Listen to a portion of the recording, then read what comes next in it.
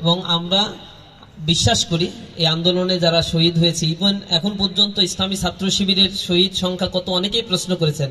আমরা বলেছি যত শহীদ হয়েছে সবগুলো ইসলামী ছাত্র শিবিরের, আমরা সবাইকে অন করি। ইসলামী ছাত্র শিবির যদি 20 জন 50 জন 100-150 জন নিয়ে চলে যায় এই 2000-এর মধ্যে, বাকিরা নিল 150, বাকিরা 150, এরপরে যে বাকি যে 600-700 থাকবে এরা কার ঘরে যাবে? ইসলামী ছাত্র শিবির এই জন্য সবাইকেই নিয়ে নিয়েছে। আমাদের অবদান না, আমাদের অ্যাফিলিয়েশন বলবো। আমরা শুরু থেকেই ঢাকা বিশ্ববিদ্যালয়ে, আপনারা জানেন আমাদের যারা দায়িত্বে ছিল তারা যুক্ত ছিল। এবং মানে একটা জায়গায় শুধু বলি, যখন 17 তারিখে ইন্টারনেট ব্ল্যাক আউট করে দেওয়া হলো, তখন সারা দেশের আন্দোলনগুলো কিভাবে অর্গানাইজ হবে, সারা দেশে যেভাবে গ্রেপ্তার করা হচ্ছে, তাদেরকে থানায় মুভ করানো, কোর্টে উঠানো, তাদের মামলাগুলো দেখা, বা আহত হচ্ছে তাদের চিকিৎসা সেবা প্রদান করার এই দায়িত্ব দেওয়ার জন্য অর্গানাইজ কোনো ফোর্স সারা বাংলাদেশের কোথাও কাজ করেনি। আর কেন্দ্রের বা ঢাকা থেকে যারা কর্মসূচি দিত তাদের পক্ষে এটা কখনোই পসিবল ছিল না যে সারা দেশের সাথে এই কমিউনিকেশনটা মেনটেন করা। সমন্বয়কদের যখন গ্রেপ্তার করা হয়ে গিয়েছিল প্রথম লেয়ারে, 8 দফা দাবি যেটা উত্থাপন করা হয়েছিল এবং তারা মেনে নিয়েছিল, তখন আমরা বলেছিলাম যে এটা জোর করে মানানো হয়েছে। আমরা নিজেরা স্টেটমেন্ট দিয়ে এরপরে 9 দফা দাবির সাথে আমরা অংশীজনদের সাথে আলাপ আলোচনা করে 9 দফা দাবি প্রণয়ন করেছি এবং বলেছি এইটাই হচ্ছে মূল দাবি, আগের 8 দফা বাদ। তারা অবশ্য তৎকালীন সময়ের ডিবি প্রধানের চাপাচাপির কারণে প্রধানমন্ত্রীর সাথে বসে জিনিসটা সমাধানও করতে চেয়েছিল। আমরা বলেছিল শেখ হাসিনার পদত্যাগ ছাড়া দ্বিতীয় কোনো ওয়ে নাই। এটা বলার পরে সমন্বয়করা রাজিও হয়। তখন আমরা কথা আবার পাল্টে দিয়েছিলাম, আমরা বলছি যে দায় দায়িত্ব নিয়ে তাকে পদত্যাগ করতে হবে, তো শেখ হাসিনার দায় দায়িত্ব নিয়ে পদত্যাগ করলে তো হয়ে যায়, তখন ওই আগের কথাটা থাকে না।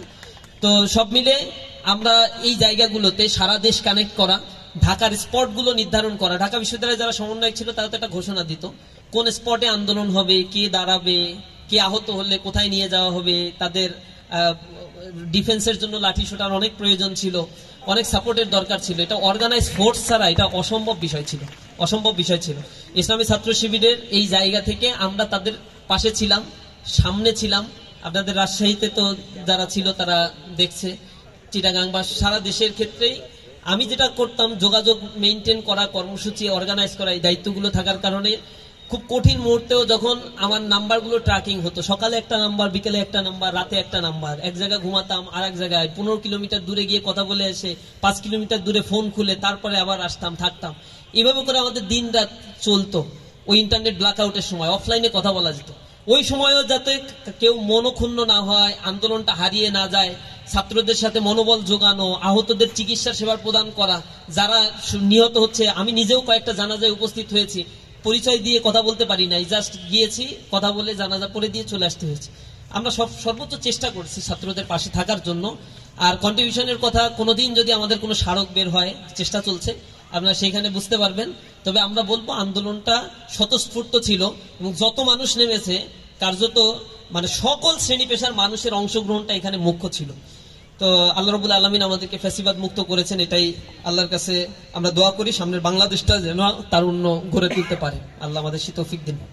এটার সাথে একটা সম্পর্ক কোশ্চেন আছে, আমার মনে হয় যে অনেকেরই এটা একটা জানার আগ্রহ আছে যে সারা দেশে প্রচুর আলোচনা হয়েছে এটা নিয়ে যে 153 জন সমন্বয়কের মধ্যে 138 জন শিবিরে, আসলে কি এমনটা না? বিষয়টা আমরা কতজন কি এগুলো তো বলি না, আমরা বলছি এখানে কোনো রাজনৈতিক আইডেন্টিটি নিয়ে যেহেতু সমন্বয়ক হয়নি কেউ, সুতরাং এখন কাউকে সমন্বয়ক বলে দাবি করা এবং এতজনের মধ্যে এতজন, এটাও খুবই বাজে একটা মানে মানসিকতার পরিচয় বা ছোট মানসিকতার পরিচয় মনে করছি। এই কারণে যা ছিল এখন মানুষ দেখছে, স্বাভাবিকভাবেই আমরা আমাদের কার্যক্রম পরিচালনা করছি। তখন প্রয়োজনের তাগিদে ইসলামী ছাত্র শিবির পাশে ছিল। আবার দেশের যদি প্রয়োজন হয় ঐক্যবদ্ধ হয়ে আন্দোলন করার সব সাপোর্ট দেবে। এর আগে নিরাপদ সড়ক আন্দোলন, এর আগে কোটা আন্দোলন, নুর সাহেবও হয়তো বলবে যে তাকে কে হেল্প করেছে। তার আগেও যত আন্দোলন ছিল, শেখ হাসিনা হয়তো ছাত্র শিবিরকে পেলে গুলি করে মারতো, কিন্তু এই পরিচয়টা দিতে পারতাম না, কিন্তু শরীরে তো রক্ত ছিল, অন্যায়ের বিরুদ্ধে কথা বলতে আমরা রাস্তায় থাকতাম। 23 জন ছাত্রলীগ থাকবে, এটা তো হয় না ভাই। আমাদের কমিটিগুলো 1977 সালে প্রতিষ্ঠার পর থেকে কোনোদিনই কোনো কমিটি এইভাবে প্রকাশ করা হয়নি। যার যা দায়িত্ব, আমাদের 180 সদস্য বিশিষ্ট কোনো কমিটি হয় না, দায়িত্ব যার 15-20 জন, এতটুকুই।